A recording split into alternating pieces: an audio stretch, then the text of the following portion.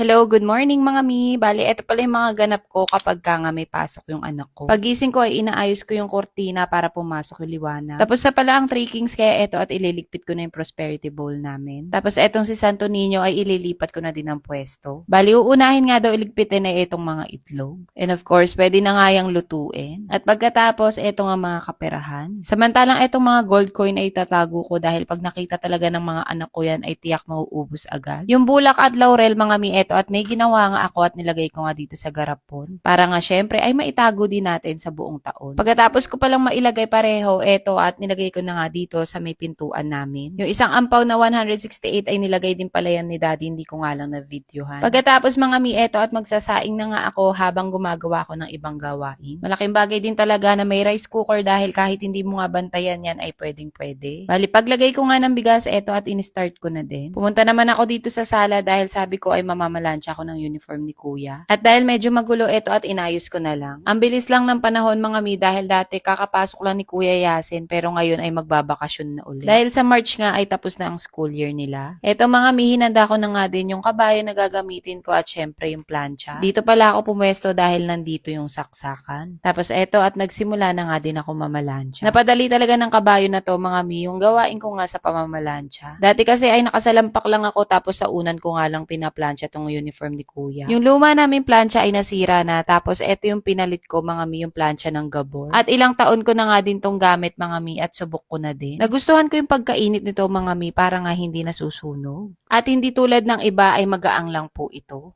Kaya naman hindi ka talaga mangangalay kahit napakadami kang ang paplansyahin. Ilan saglit pa, eto at natapos na nga ako at nagwalis naman ako dito sa sala. Minsan magtataka ka kahit kakawalis mo nga lang ay magugulat ka na meron mga alikabok na dumarating. Kaya hindi pwedeng hindi mo talaga wawalisan yan mga mi dahil dumarami sila. Nakakatuwa lang talaga dahil malaki na yung ginagalawan namin dito. Magluluto naman ako ng ulam ni Kuya Yasin mga mi kaya eto at naghanda na rin ako. Paborito ng kuya ang itlog kaya naman kahit araw-araw nga ay ayan yung ulam niya ay go lang. Ginamit ko na din pala yung kinuha ko sa prosperity bowl. Hindi pa nga din kasi kami nakakapag-grocery ng daddy kaya eto na lang muna. Bali sinabay-sabay ko na nga yung 4 na itlog, nilagyan ko ng asin tapos eto at in-scramble ko. Habang naghihintay eto at tinaob ko na nga din yung mga pinggan. Maya-maya pa naluto na nga mga mi kaya eto at binaligtad ko na. Tumunog na rin pala yung sinaing kaya naman eto at tinanggal ko na nga din sa saksakan. Ginising ko na pala si kuya tapos ayan at antok pa. Kaya naman hinanda ko na lang muna yung kakainin niya. Even yung baunan mga mi eto at nag-prepare na nga ako tapos binaunan ko na rin siya ng ubas. Nung sinabi ko na dumating na nga yung parcel niya eto at tuwang-tuwa. So, sobrang excited niyan ayan at mura ko lang to nabili mga mi pero ayan makapal tapos maganda yung pinakaloob. Bali ayan mga mi pinalagay ko na nga yung baon niya para alam niya na din kung paano nga yan bubuksan. At syempre ay kung paano sasara. Ganyan yung itsura mga mi at napaka-cute. Fast forward mga mi eto at umalis na din si kuya para pumasok.